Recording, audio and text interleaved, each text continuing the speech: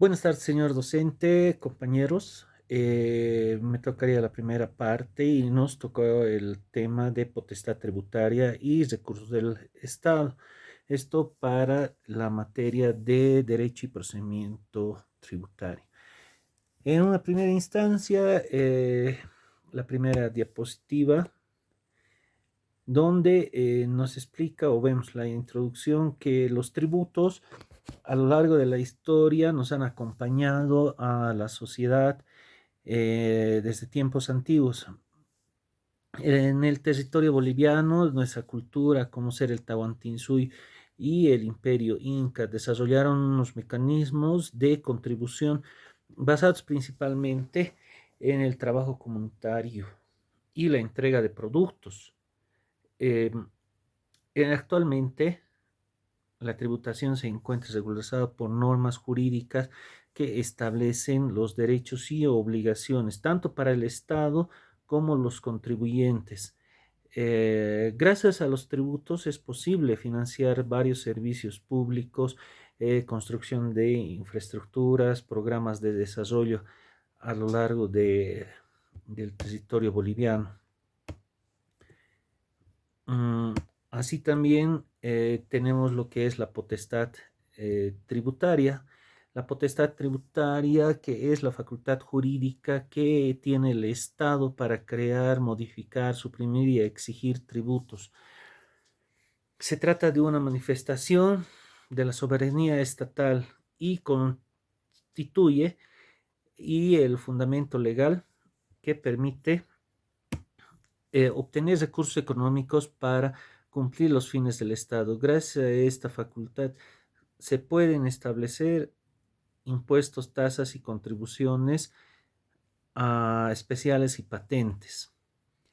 Posterior tenemos lo que es el fundamento constitucional. Esto dentro lo que es, empezando por bloque de constitucionalidad, la constitución política del Estado, contemplado en el artículo 323, parágrafo primero, donde dan los principios de legalidad, igualdad, proporcionalidad y capacidad contributiva. Esto significa que el Estado no puede crear arbitrariamente los impuestos, sino que debe actuar dentro de los límites establecidos por nuestra Constitución. También tenemos lo que es un concepto de potestad tributaria que según la doctrina tributaria, la potestad tributaria puede definirse como la facultad jurídica que posee el Estado para establecer obligaciones tributarias. Esta facultad se ejerce mediante normas legales y tiene como objeto principal la obtención de recursos económicos para financiar así los servicios públicos y satisfacer necesidades colectivas.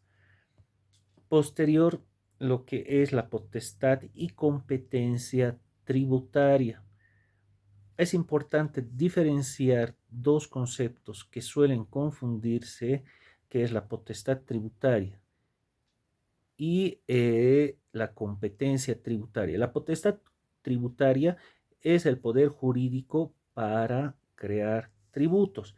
En cambio, la competencia tributaria se refiere a la facultad específica por cual otorgada por la Constitución o por la ley administrar, recaudar, fiscalizar esos tributos. En otras palabras, la potestad de crear el tributo y la competencia permite gestionarlo.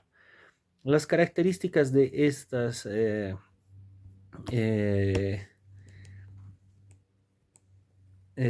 las características propias de los tributos del derecho tributario, que es abstracto, permanente, irrenunciable, indelegable.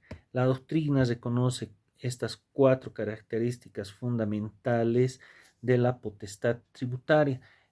que es abstracto, que quiere decir que porque existe aún no se ejerza en un momento determinado. Es permanente porque subsiste mientras el Estado exista. Es irrenunciable porque el Estado no puede renunciar definitivamente a ella. Es indelegable porque la creación de tributos corresponde únicamente a los órganos autorizados por la Constitución. Es permanente, ya lo había dicho, porque mientras el Estado existe, va a existir los tributos. En conclusión, la potestad tributaria consiste en una de las facultades más importantes del Estado, ya que permite obtener los recursos necesarios para cumplir sus funciones. Sin embargo, su derecho debe respetar los principios constitucionales que protegen, eh, sus derechos a los contribuyentes. De esta manera se logra un equilibrio entre la necesidad de recaudar recursos y la garantía de seguridad jurídica dentro del sistema tributario boliviano. Gracias. Doy paso a mi compañero. Limitaciones de la potestad tributaria.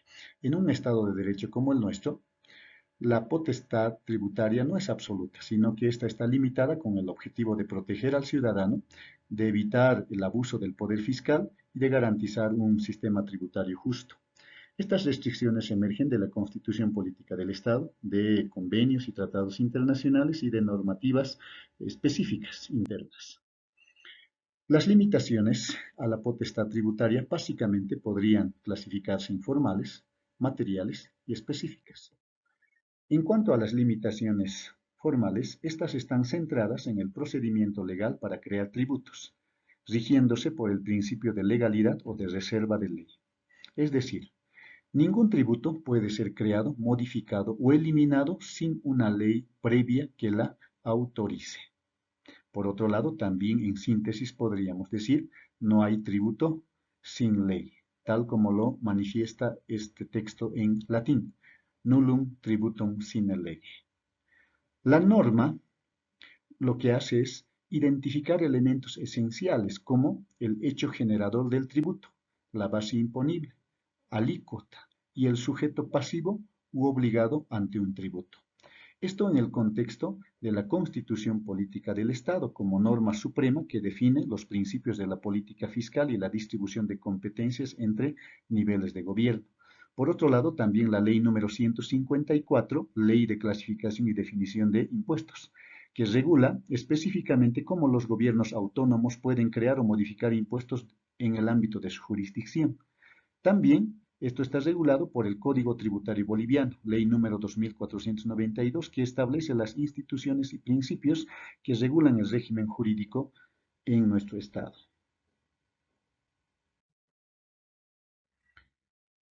Con relación a las limitaciones materiales, estas se refieren al contenido de las normas tributarias, las cuales deben respetar los siguientes principios constitucionales. Toda norma debe tomar en cuenta la igualdad y generalidad, exigiendo que contribuyentes en condiciones similares reciban el mismo trato y que los tributos obliguen a todos por igual cuando se configuren las condiciones similares. Por otro lado, también es importante que la norma tributaria pueda considerar la capacidad económica, es decir, que la carga debe ser proporcional a la aptitud real del obligado ante un tributo para que éste pueda soportar y adecuar a su situación económica particular. También se debe tomar en cuenta la proporcionalidad, es decir, la norma debe evitar cargas excesivas, exigiendo que el aporte no sea desproporcionado respecto a su capacidad contributiva del obligado. No menos importante es el último elemento, que hace referencia a que la norma tributaria no puede confiscar el patrimonio del obligado a través del tributo. Con relación a los límites específicos a gobiernos autónomos departamentales como también municipales, la Constitución Política del Estado y la Ley número 154 imponen restricciones precisas a departamentos y municipios para atender el orden fiscal, considerando de que no puede existir duplicidad de hechos generadores, es decir, que los gobiernos autónomos departamentales y municipales no pueden crear impuestos sobre hechos imponibles análogos a los ya determinados por el sistema central. Esto en el contexto del artículo 12 de la ley número 843.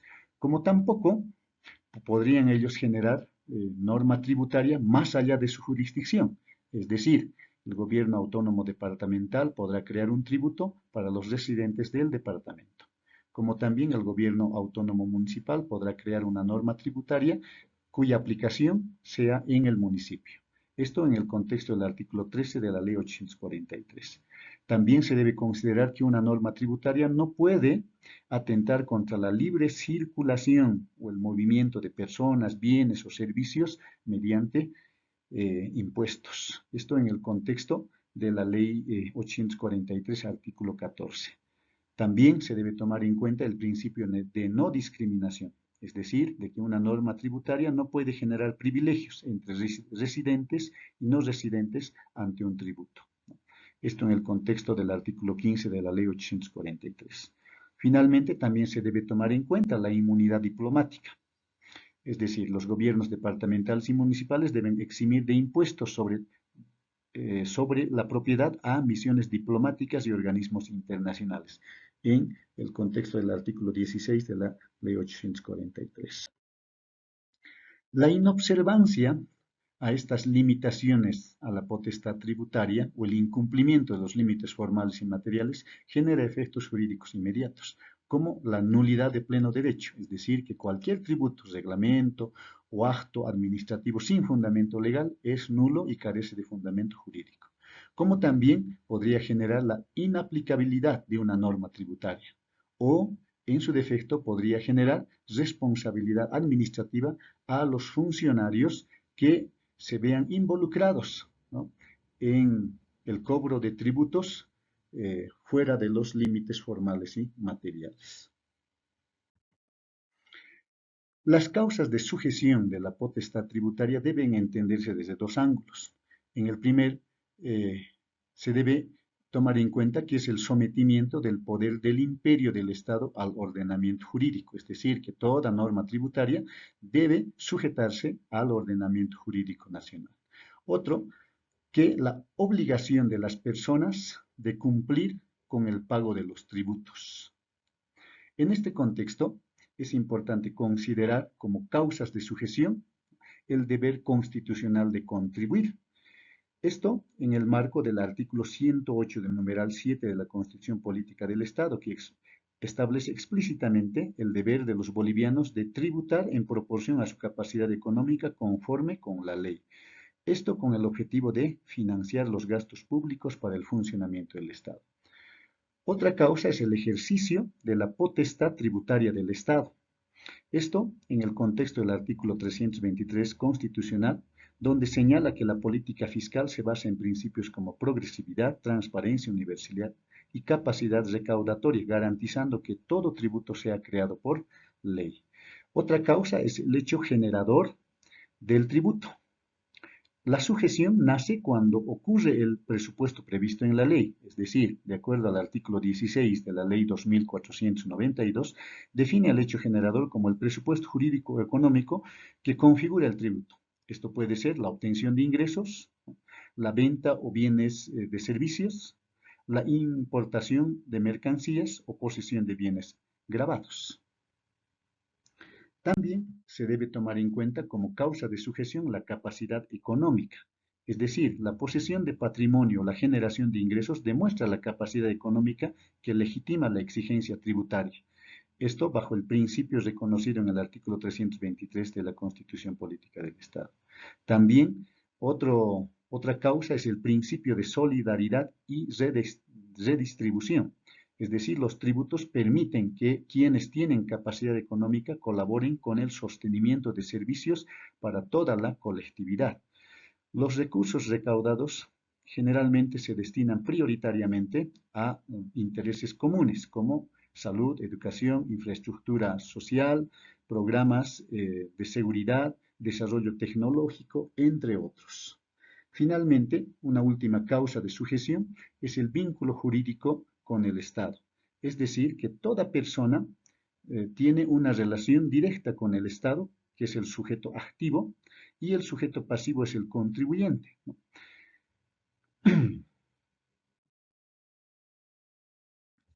Como se mencionaba anteriormente, ¿no? Eh, los tributos se redistribuyen en diferentes instancias y es importante mencionar de que esto posibilita el funcionamiento del Estado y la atención a las necesidades de las personas que conforman dicho Estado. Con relación a los ingresos ordinarios, es importante mencionar que estos son recursos que el Estado recibe de forma regular y previsible para cubrir los gastos de la administración pública. Estos recursos ordinarios pueden clasificarse en tres grupos grandes, ¿no? Por su naturaleza jurídica, por su dominio territorial y por el factor económico que graban. Con relación al primer grupo, ¿no? Con relación a su naturaleza jurídica, de acuerdo al artículo 9 del Código Tributario, se pueden identificar impuestos, tasas, contribuciones especiales y patentes municipales, ¿no? Los impuestos son obligaciones independientes de la actividad estatal directa. Aquí puede identificarse el IVA, el impuesto al valor agregado, el impuesto a las transacciones y el IUE, ¿no? Por otro lado, las tasas son pago por servicios públicos individualizados, ¿no? También podemos mencionar que las contribuciones especiales, ¿no? Son por beneficios de obras públicas o actividades estatales, ¿no? Mientras que las patentes municipales por uso de bienes de dominio público o autorizaciones económicas. Con relación a, a los ingresos ordinarios según el dominio territorial, estos pueden ser de carácter nacional, departamentales, municipales o de jurisdicción indígena originario campesino, ¿no? Entonces, a nivel nacional se conocen los impuestos como el IVA, el IUE, el IDH, ¿no? Por otro lado, también a nivel departamental se va a poder mencionar regalías e impuestos sobre sucesiones o vehículos aéreos, acuáticos, entre otros, ¿no? En cuanto a la jurisdicción municipal, ¿no? Los ingresos ordinarios podrían tomar en cuenta impuestos a la propiedad del inmueble, vehículos terrestres, transferencias, entre otros, ¿no? Y en la jurisdicción indígena originario campesino, tasas y patentes creadas en su jurisdicción. Por otro lado, con relación al factor económico que graban, ¿no? Podríamos clasificarlas en rentas de capital y trabajo, ¿no? Grabados por el RCIVA, ¿no? Utilidades empresariales grabadas por el IUE según estados financieros y ingresos brutos, ¿no? En este caso, el valor total por la venta de bienes o servicios, ¿no? Este es el impuesto a la transferencia. Buenas tardes, compañeros. Continuando con la eh, eh, después, los impuestos son las prestaciones obligatorias en dinero que las personas jurídicas, naturales y jurídicas realizan sin recibir una contraprestación directa inmediata. ¿Esto qué quiere decir? Que sin obtener una contraprestación, sin obtener un beneficio o un pago directo o inmediato. También, también los impuestos constituyen un principal instrumento de financiamiento para las actividades totales.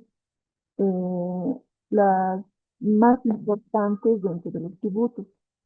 Las características principales de los impuestos son fundamentales, que consiste en el pago realizado por el contribuyente y esto está vinculado contribuyente, en el cual no están vinculados a un servicio específico.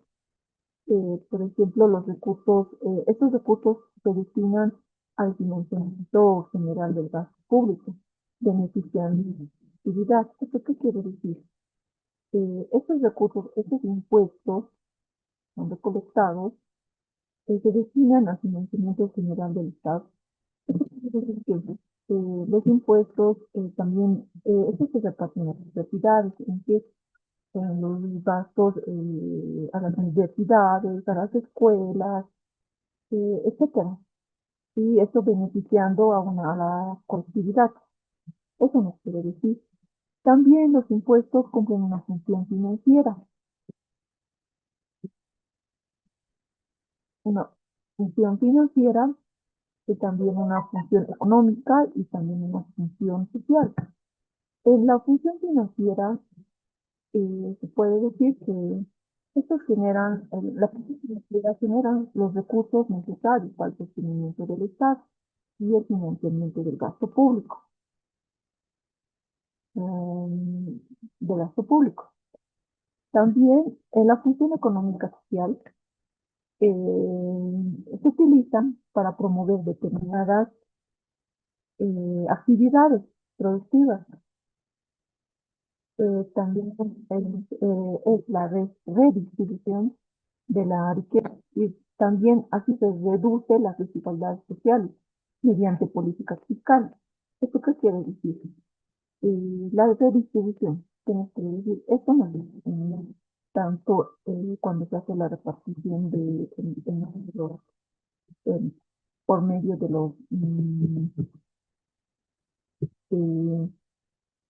eh, los que se dan un monto de dinero, ¿verdad? A los gobiernos departamentales, a los gobiernos municipales, según el censo. También la clasificación, o perdón, también la creación y aplicación de los impuestos están sujetas a principios constitucionales, como es la legalidad, la igualdad, la generalidad. Esto- Estos principios también garantizan eh, la carga tributaria. Esto de manera justa y proporcional entre los contribuyentes. Ahora, en Bolivia, la ley 154 del 14 de julio de 2011, la distribución del dominio tributario en Bolivia, se clasifica, lo define, ¿no? Los impuestos de dominio nacional, de dominio departamental y de dominio municipal. En la de dominio nacional se encuentran, de dominio nacional de nivel central del Estado, se encuentran el IVA, el IUE, el IT, el RCIVA y el IT. En la de dominio departamental se encuentran los gobiernos autónomos, eh, departamentales, secciones, vehículos aéreos, acuáticos, medio ambiente. En la de dominio municipal están los gobiernos municipales, la IPBI, IPBA, transferencias onerosas eh, y otra la cita de maíz. Impuestos de dominio nacional. Los impuestos regulados principalmente por la ley 843, ley de reforma tributaria, el IVA. ¿Qué significa el IVA? ¿Qué es el IVA? El IVA, el IVA es la venta o grava las ventas de los bienes muebles, contratos de obras, servicios de importación definitiva. Esto con su alícuota del 13%. Eso es el IVA es impuesto al valor agregado. Otro es el IUE. ¿Qué es el IUE? El IUE son las utilidades de las empresas. Estas utilidades, esta IUE o estas utilidades empresas aplican sobre las utilidades netas de empresas y otras empresas jurídicas o personerías jurídicas. o personas jurídicas, es decir, perdón, con una alícuota del 25%. Ahora, el ITE grava los ingresos brutos devengados por el ejercicio de cualquier actividad económica, con una alícuota del 3%.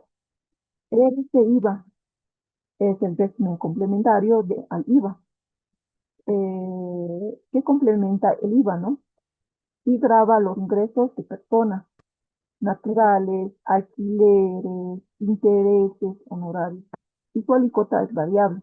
En alquileres, se puede decir cuando nosotros alquilamos a una persona y por ende también tenemos que pagar un impuesto por la factura que estamos dando, porque cuando facturamos, cuando alquilamos, tenemos que facturar. Ahora, el ITEP es del impuesto a los consumos específicos. ¿Esto qué quiere decir? Este ITEP, como abreviatura, aplica a la venta de ciertos bienes, como son las bebidas alcohólicas, el tabaco y vehículos, consumos específicos. Eso eh, por que quiere decir, esto más que todo aplica a los bares, ¿no? A los que venden bebidas alcohólicas. Impuestos departamentales, impuestos de dominio departamental, impuestos de dominio departamental. Los impuestos de dominio departamental, los gobiernos, en los impuestos de dominio departamental, los tributos son creados por los gobiernos autónomos departamentales y municipales.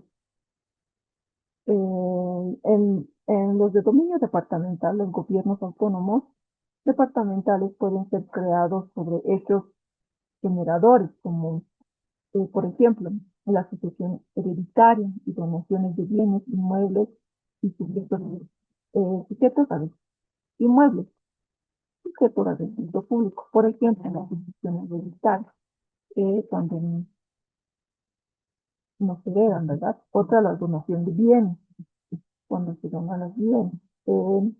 También está la de propiedad de vehículos o motor de navegación aérea y acuática. Las propiedades de vehículos, ¿no? Y también están ahí impuestos a la transferencia de los vehículos cuando se hace registrar a tu nombre. Ahora está también el de dominio departamental, que es la afectación al medio ambiente, salvo por vehículos automotores y actividades hidrocarburíferas, mineras y eléctricas. Eh, Bien, eh, están los impuestos de dominio municipal. Estos están encargados por los gobiernos municipales. Tienen competencia para crear impuestos sobre uno, que es la propiedad de bienes inmuebles urbanos y rurales. Ahora, ¿por qué se va al artículo 394 de la Constitución Política del Estado?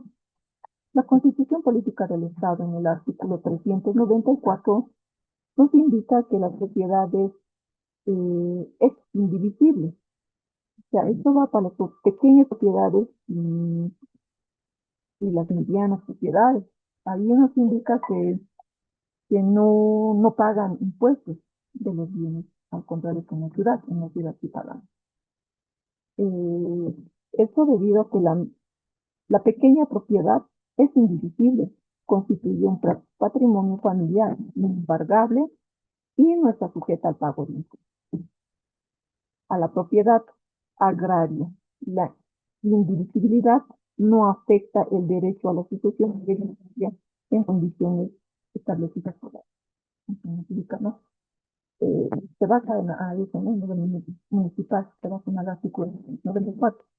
La propiedad de vehículos automotores, que es eso también, tiene que pagar impuestos, lo que pagamos anualmente, ¿no? Las personas en la propiedad de vehículos. Ahora también la transferencia onerosa de vehículos, también cuando se hace el impuesto, cuando se decide en nuestro nombre, se hace el pago del impuesto a la transferencia, ¿no? De los vehículos o de inmuebles. Ahora también otra que está de dominio municipal en el consumo específico sobre la quita de maíz, otra está la protección del medio ambiente por vehículos automotores. Pasando al impuesto a la propiedad de bienes, eh, el impuesto anual de dominio municipal sobre la propiedad de bienes inmuebles.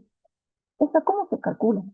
Se basa en el valor catastral del inmueble, considerando, uno, zonificación, o sea, dónde queda el inmueble, la zona, si es céntrica o es un lugar alejado del centro, según a eso se calcula. Por eso existe zonificación. Tipo de vía, si está pavimentada, es de tierra, también ese aspecto también se toma, ¿no? Para el cálculo. También se toman los servicios básicos disponibles. Y, si tienen servicios básicos inmuebles, ¿no? Tanto que sea luz, gas, agua. También, por ejemplo, en el centro se tiene, pero en los lugares alejados, por ejemplo, que antes era Alto Potosí, y antes no llegaba, incluso ahora que tienen más con la afectación del agua, ¿no? Según también se toma ese aspecto. Otro es el material de construcción del inmueble, ya sea del ladrillo, eh, adobe, ese aspecto. Ahora, también se toma la construcción del inmueble, si es un antiguo inmueble o es un actual, una nueva construcción. También ese aspecto se toma para hacer ese cálculo, para que se cobre el impuesto del inmueble. La alícuota es progresiva y establecida por cada gobierno municipal. Continuando, impuestos a la propiedad de vehículos automotores. El impuesto anual de dominio municipal también sobre vehículos automotores PVS. La base imponible de posesión, la base imponible surge de las tablas de valores del RUAS que tenemos cada propietario de vehículo, ¿verdad? Su registro único para el RUAS, registro único para la administración tributaria municipal. Según su cálculo o su base disponible y de protección es según marca, modelo, tipo, procedencia y año. La depreciación anual es del 20%. Valor residual aproximadamente de 10,71% del valor original. El valor apreciado es igual al valor original por 1, menos la tasa de depreciación elevado a. Continuando, las tasas en el sistema tributario boliviano. Es una categoría fundamental de los tributos, ¿no? Donde la característica principal es que está vinculada a la contribución, pero también a la contraprestación de un servicio público individualizado. ¿Qué son entonces las tasas, no? Entonces, las tasas son tributos que el Estado cobra por contraprestación y prestación efectiva del servicio público, por ejemplo. Ahora, el hecho generador es la utilización a solicitud de un servicio proporcionado por una entidad pública.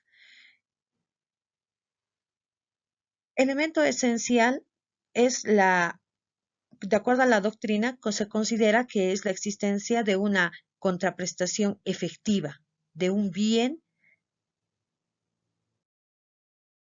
Ahora, la doble finalidad de las tasas, ¿no? Las tasas tienen una doble finalidad. En la primera es la recuperación de costos, ¿no? De ese bien que estás dando, pero también la racionalización del uso, ¿no? Entonces, podemos mencionar que el monto de la tasa debe guardar relación razonable con el costo del servicio prestado, evitando que se convierta en una mercantilización, ¿no? Del servicio que se está prestando. Principios constitucionales y el marco normativo.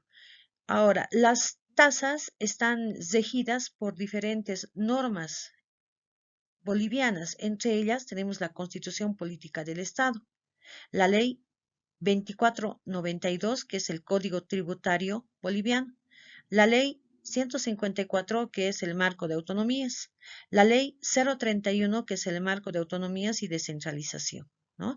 Entonces, podemos mencionar que estas leyes, ¿no? Ayudan a poder coadyuvar para que las tasas, ¿no? sean de acuerdo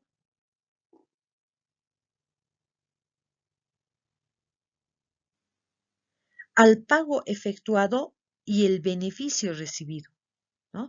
Entonces, las tasas constituyen estos instrumentos financieros que fortalecen la gestión pública y contribuyen al financiamiento del servicio, de servicios específicos, ¿no?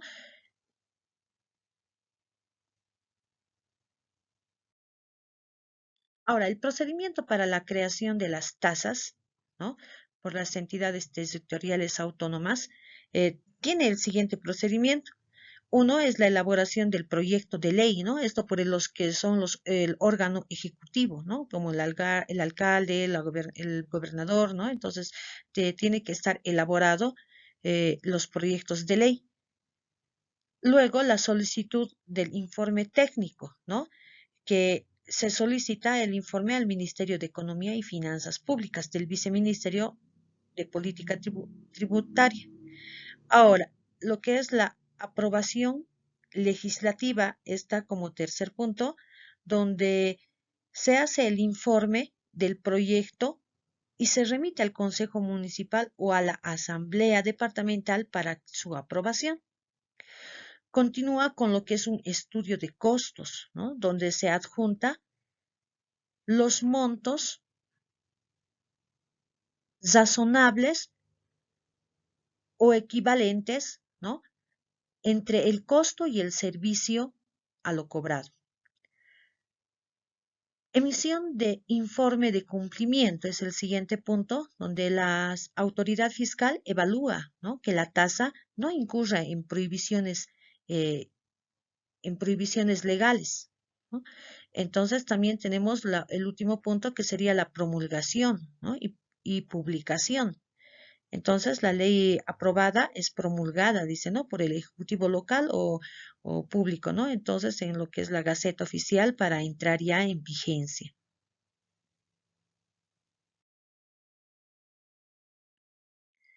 Límites y prohibiciones de acuerdo a la ley 154, ¿no? Entonces, podemos mencionar que las tasas, que la creación de las tasas no pueden ser análogas a los impuestos nacionales, departamentales o municipales ya existentes, ¿no? También se prohíbe crear tasas que obstaculicen la libre circulación de personas.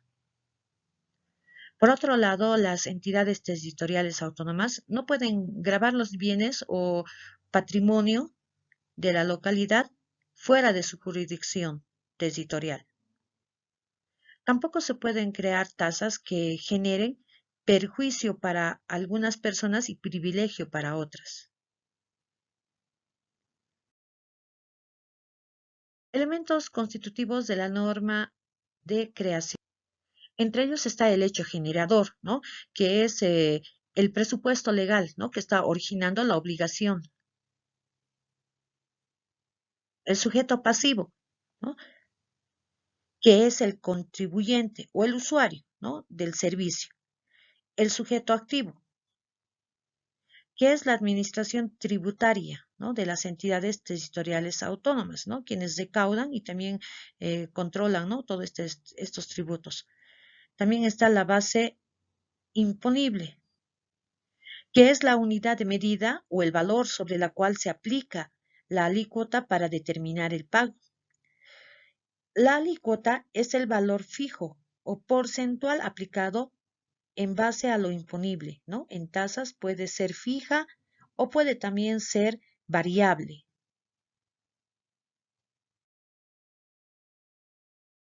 El destino de la obligación de la recaudación, ¿no? Entonces tiene el principio de destino principal específico que tiene que ser utilizado para ese fin el cual se está cobrando y no puede ser destinado a otra prestación de servicios, ¿no?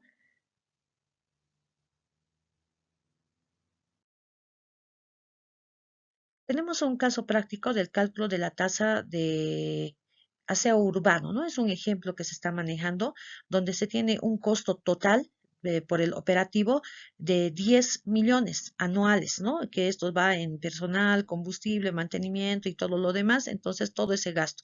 Vamos a manejar un universo de personas que reciben este beneficio del recojo del basura o el aseo urbano de 50.000 usuarios, ¿ya? Entonces tenemos aquí un ejemplo donde se hace la división, ¿no? De ese monto que se va a gastar entre las personas que van a recibir el beneficio, haciendo un total de 200 bolivianos. Dividiendo entre los 12 meses, entonces tenemos un monto de 16 bolivianos con 67 centavos, ¿no? Este estudio técnico de costo asegura la razonable equivalencia entre el costo del servicio y el monto cobrado al ciudadano. Ahora, las tasas fijas y variables, podemos mencionar que entre las variables tendríamos, por ejemplo, las zonas residenciales, que tendrían que cancelar un 15 bolivianos mensual. Una zona comercial es un poquito más alto el precio que cancelan, ¿no? Entonces, 45 bolivianos en el ejemplo está. Y lo que es industrial, la zona industrial, que sería de 120 bolivianos mensuales, ¿no? Entonces, las tasas, de forma general, constituyen un instrumento financiero que fortalece la gestión pública, manteniendo una relación directa, ¿no? Entre las personas que reciben este beneficio, ¿no? Y a la vez también ellos contribuyen, ¿no? Con esto, o sea, reciben y también dan. Continuamos con mi compañero. Continuando con la exposición, nos vamos a referir al concepto de patentes, que refiere que son tributos que se pagan por el uso o aprovechamiento o explotación de bienes de dominio público, así como la obtención de autorizaciones necesarias para desarrollar determinadas actividades económicas. Su importancia radica que se constituye como una fuente de ingresos para el Estado y para las entidades territoriales autónomas. Además de recaudar recursos, permiten regular y controlar actividades comerciales, industriales y de servicios que se desarrollan dentro de una determinada jurisdicción. Por lo tanto, las patentes cumplen una doble función, una función en manera de recaudación y una función de control administrativo. En cuanto a las características o diferencias entre patentes, impuestos y tasas, las patentes presentan varias características importantes.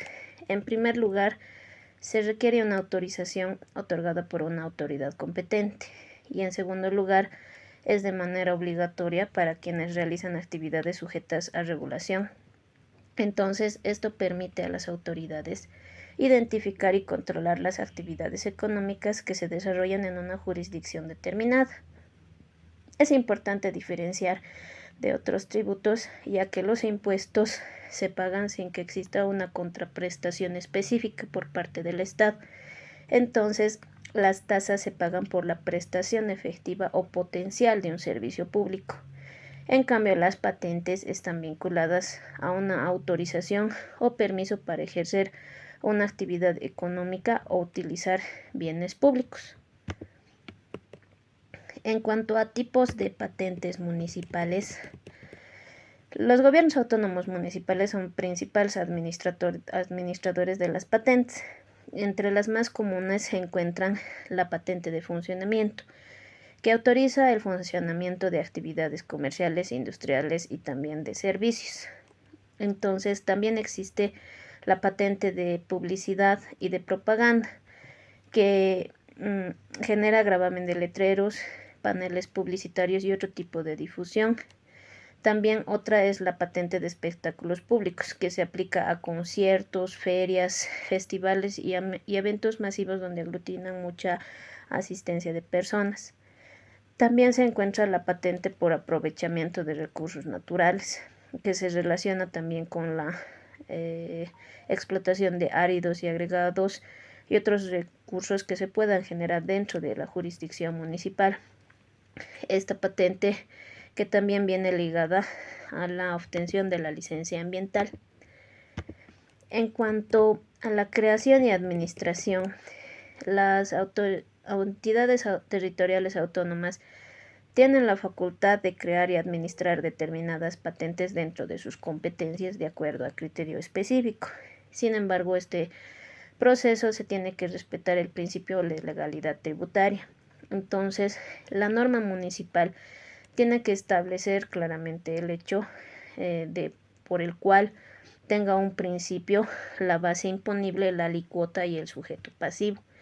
Y dentro del marco normativo principal está conformado por la Constitución, la Ley 2492, que corresponde al Código Tributario Boliviano, y la Ley 031 de Marco de Autonomías y Descentralización, que faculta a los gobiernos municipales a administrar sus recursos. En cuanto al ejemplo de cálculo, tenemos que comprender el funcionamiento de las patentes. Se observa el siguiente ejemplo. Supongamos un establecimiento que tenga un capital de 50.000 bolivianos y una superficie de 50 metros cuadrados. Si la normativa municipal establece una tasa de 0.5 sobre el capital declarado, el primer componente sería de 250 bolivianos. Pero si se cobra 5 bolivianos por metro cuadrado, el componente por superficie también sería de 250 bolivianos. Entonces, el monto de la patente anual sería de 500 bolivianos. Es importante señalar que este es solamente un ejemplo, ya que actualmente la ley municipal que controla el cobro de patentes en diferentes actividades, por un lado, se encuentra en etapa de suspensión hasta que se genere una nueva reglamentación, como en los sectores de licores, bebidas alcohólicas y locales nocturnos, que esta normativa está por el momento suspendida y por lo cual solamente se encuentra vigente para otro tipo de actividades económicas. En cuanto a la importancia jurídica y económica, las patentes dentro de un gobierno municipal tienen una importancia jurídica como económica porque desde el punto de vista jurídico permiten materializar la potestad tributaria reconocida a los gobiernos municipales y facilitan las tareas de fiscalización y control. Desde el punto de vista económico, se genera ingreso propio que puede destinarse a obras públicas, mantenimiento de infraestructura, programas de desarrollo local y rural y prestación de servicios públicos. Además, fomenta la formalización de actividades económicas y fortalece la seguridad jurídica para los operadores económicos y los consumidores. En este entendido, se tiene que mencionar que algunos desafíos relacionados con la administración de patentes es la principal existencia de actividades económicas informales que operan sin autorización ni registro municipal. Entonces, también sobre esto existe dificultad relacionada con la actualización del registro de contribuyentes y la necesidad de implementar sistemas digitales más eficientes, por el cual el sistema que se maneja en este gobierno municipal es antiguo. Entonces, resulta fundamental fortalecer la cultura tributaria y promover el cumplimiento obligatorio y voluntario de las patentes o las recaudaciones o los impuestos fiscales. Como conclusión, en este apartado se puede afirmar que las patentes constituyen una herramienta fundamental dentro del sistema tributario boliviano, porque combinan funciones de recaudación, regulación y control administrativo, contribuyendo al fortalecimiento de las finanzas municipales y al desarrollo económico-social. Bien, en esta oportunidad vamos a hablar sobre las contribuciones especiales, definición y hecho generador. El artículo 12 de la Ley 2492 del Código Tributario Boliviano define las contribuciones especiales como tributos cuyo hecho generador son beneficios de obras públicas o actividades estatales. En cuanto al destino específico, el producto de la recaudación de estas contribuciones no deben tener un destino ajeno a la financiación de las obras o actividades que las justifiquen. En cuanto al beneficio particular, recae sobre personas o grupos específicos que obtienen una ventaja económica directa e identificable. También tenemos los fundamentos y la naturaleza. Plusvalía. Genera un incremento real en el valor de la propiedad inmueble o una mejora en la actividad del contribuyente. Ejemplo, cuando se realiza el pavimento rígido de una calle, esto incrementa el valor de las viviendas en esta calle. Corresponsabilidad combina principios de beneficio, solidaridad y solidaridad. El beneficiario directo cofinancia la intervención del Estado. En este caso no simplemente va a ser en dinero, también puede ser en especie, materiales o trabajo. Equidad fiscal evita que toda la carga financiera de la obra que beneficia a pocos sea pagada por toda la colectividad. También tenemos la diferencia del sistema tributario. Por ejemplo, en el impuesto, el hecho generador es la capacidad contributiva sin contraprestación directa. El beneficio alcanza a toda la colectividad. La tasa, el hecho generador es la prestación de un servicio individualizado. El beneficio, uso de un servicio público estatal. Contribución, como habíamos indicado, es la ejecución de obras públicas o actividades estatales y el beneficio es identificable y cuantificable. Base legal en el modelo autonómico. Tenemos al artículo 302, parágrafo 1, numeral 20, que dice que es una competencia exclusiva de los gobiernos autónomos municipales la creación, administración de contribuciones especiales. También tenemos la ley 031 de la ley de marco de autonomías y descentralización Andrés de Ibáñez, que exige un informe técnico previo al Ministerio de Economía y Finanzas Públicas para la creación de tributos por las ETAs, entidades territoriales autónomas. También tenemos la ley 154 que regula el ejercicio de la potestad tributaria y la clasificación de los impuestos nacionales, departamentales y municipales. También tenemos el procedimiento de la creación de los gobiernos autónomos municipales de estas contribuciones especiales, que empieza con la elaboración de un proyecto municipal definiendo el hecho generador, para luego hacer un estudio técnico de costos, beneficios y distribución entre los beneficiarios, para después remitir al Viceministerio de Política Tributaria para la validación de la normativa, para después realizar el tratamiento en el Consejo Municipal y la posterior promulgación y publicación. Para realizar la validación del Ministerio de Economía se realiza de la siguiente manera. El Ministerio de Economía y Finanzas Públicas, a través del Viceministerio de Política Tributaria, ejerce una función de control de legalidad, es decir, verifica los límites constitucionales, realiza la clasificación correcta del hecho generador y así evitar la doble imposición o colisión de otros tributos nacionales. Tenemos un ejemplo claro, como habíamos mencionado anteriormente, la pavimentación de calles. La metodología de distribución se basa en la longitud del frente de las propiedades beneficiarias. Es decir, tenemos un costo total de 1 millón de bolivianos del pavimento rígido en una calle que mide 5.000 metros lineales. Entonces se realiza la división de 1 millón con 5.000 metros lineales, tendríamos 200 bolivianos por metro lineal. Como el frente es de 10 metros, sería 2.000 bolivianos de contribución que debe realizar cada beneficiario. También tenemos otro ejemplo que es el sistema de alcantarillado. En este aspecto, la distribución es equitativa en esta obra. Se divide el costo total de la obra entre el número total de conexiones domiciliarias habilitadas, es decir, la inversión total de esta conexión del sistema de alcantarillado es de 2 millones de bolivianos. Tenemos 200 beneficiarios, simplemente lo dividimos y llegaría a ser 10.000 bolivianos por conexión. Valoración del beneficio. Como habíamos mencionado también, la plusvalía inmobiliaria. La infraestructura pública eleva el valor comercial de los inmuebles. El estudio técnico comercial de los inmuebles debe cuantificar este incremento mediante valoraciones antes y después. Esto justifica legalmente el cobro del tributo al demostrar el enriquecimiento patrimonial del contribuyente gracias a la obra estatal que se ha ejecutado.